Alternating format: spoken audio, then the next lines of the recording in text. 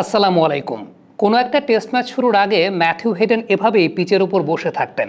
By the way, একটা বিষয় বলে নিই, আমার এই স্টুডিওর পিচে সাদা বলে টেস্ট ম্যাচ ক্রিকেট খেলি আমরা।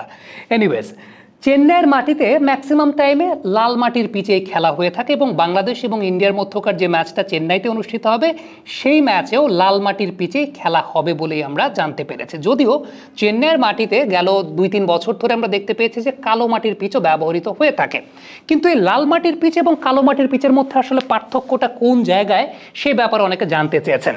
দেখেন, আমরা একটা ব্যাপার ভুল করি, সেটা হচ্ছে আমরা মনে করি স্লো উইকেট মানে টার্নিং উইকেট, আবার মনে করি টার্নিং উইকেট মানে স্লো উইকেট। না, ব্যাপারটা সেরকম না। লাল মাটির উইকেট এবং কালো মাটির উইকেটের বেসিক পার্থক্যের জায়গাটা হচ্ছে কালো মাটির উইকেটে যে টার্নটা হয় সেটা হয় স্লো টার্ন, অর্থাৎ খুব আস্তে টার্ন করে ব্যাটারের কাছে আসে। অন্যদিকে লাল মাটির উইকেটে যে টার্নটা হয় সেটা হয় ফাস্ট টার্ন, অর্থাৎ টার্ন করে সেটা খুব দ্রুত ব্যাটসম্যানের কাছে আসে।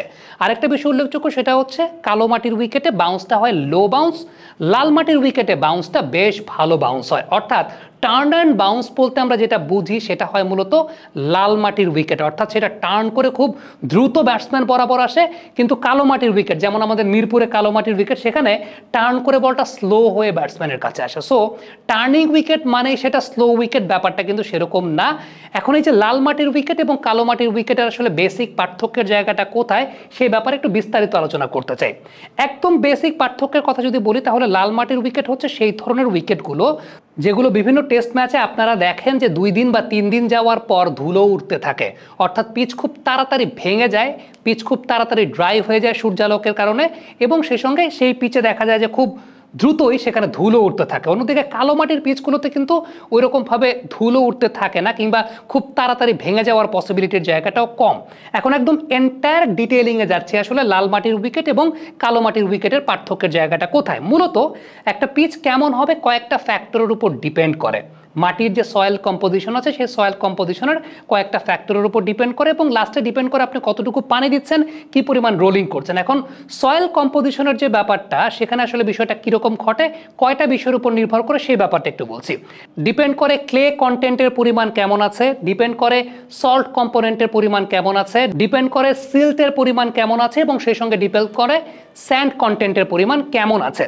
এখন একদম সয়েল কম্পোনেন্টের ক্ষেত্রে কোন কোন বিষয়ের উপর নির্ভর করে সেই ব্যাপারে একটু আলোচনা করতে চাই। প্রথমত ডিপেন্ড করে ক্লে কন্টেন্টের পরিমাণটা কেমন আছে, যেটা 50%-এর বেশি হলে বা 50%-এর মতো হলে আমরা বলতে পারি this is a good pitch.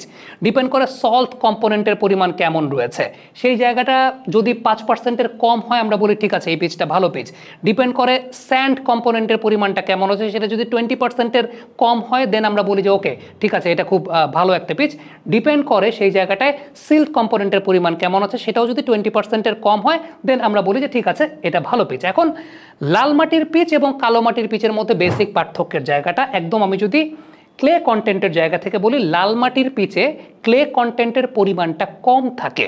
Clay কন্টেন্টের পরিমাণ কম থাকে সেহেতু তার পানি শোষণ ক্ষমতাটাও আসলে খুব কম।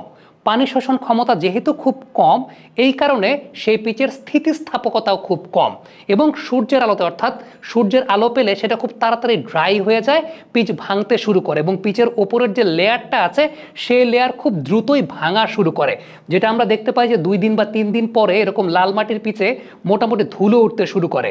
এই ধরনের পিচের সবচেয়ে বড় বৈশিষ্ট্যের জায়গা যেটা, সেটা হচ্ছে বাউন্সটা খুব ভালো হয়, ক্যারি খুব ভালো হয়, এবং টার্ন বেশ পায়। সেই টার্নটা খুব ফাস্ট টার্ন, অর্থাৎ সেই টার্নটা এমন না যে স্লো টার্ন, যে টার্ন করে সেটা ব্যাটসম্যানের কাছে স্লো আসবে। এই ধরনের পিচে টার্ন অ্যান্ড বাউন্স এই দুইটাই স্পিনাররা খুব ভালো পেয়ে থাকেন, এবং স্পিনারদের জন্য এই ধরনের পিচ আসলে খুবই উপযোগী একটা জিনিস। এবং এই ধরনের পিচের মূলত আসলে যে বৈশিষ্ট্যটা, আবারও বলছি, খুব তাড়াতাড়ি ভেঙে যায়, অর্থাৎ স্থিতিস্থাপকতা যেহেতু কম থাকে সুতরাং এটার ওয়াটার অ্যাবজর্পশনের পরিমাণটাও কম, এবং এটা ভেঙে যায় খুব সহজে। কালো মাটির পিচের যে ব্যাপারটা ঘটে সেটা হচ্ছে কালো মাটির পিচে ক্লে কন্টেন্টের পরিমাণটা বেশি। ক্লে কন্টেন্টের পরিমাণ যেহেতু বেশি সুতরাং কালো মাটির উইকেটে যে বিষয়টা ঘটে সেটা হচ্ছে পানি শোষণ ক্ষমতাটা বেশি। পানি শোষণ ক্ষমতা যেহেতু বেশি তাই এটা খুব সহজে ভেঙে যায় না, স্থিতিস্থাপকতাটা অনেক হাই, এবং এই ধরনের পিচের যে বৈশিষ্ট্যের জায়গাটা সেটা হচ্ছে বল টার্ন করার পর স্লো হয়ে আসে। 5-star রেটিং প্রাপ্ত বিএলডিসি টেকনোলজির Walton super saver ceiling fan 65% পর্যন্ত বিদ্যুৎ বিল সাশ্রয় করে আপনাকে রাখে প্রশান্তিতে। ওয়ালটন ফ্যান হাওয়া বদলে দেয়। এখন এই ধরনের পিচে ডেফিনেটলি ইনিশিয়ালি যখন ব্যাটাররা ব্যাটিং করতে থাকেন তখন ব্যাটিং করাটা একটু কষ্ট হয়, কিন্তু যখন ব্যাটসম্যান সেট হয়ে যান তখন খুব সহজে ব্যাটিং করতে পারেন। সো কালো মাটির উইকেটের বৈশিষ্ট্যের জায়গাটা এখানে সেটা হচ্ছে একদম বেসিক, আপনি যেভাবে পার্থক্যের জায়গাটা বুঝবেন সেটা হচ্ছে টার্ন হবে একদম ন্যাচারাল, যে টার্ন বল খুব ভালো গ্রিপ করবে, কিন্তু সেই টার্নটা স্লো হয়ে ব্যাটসম্যানের কাছে আসবে।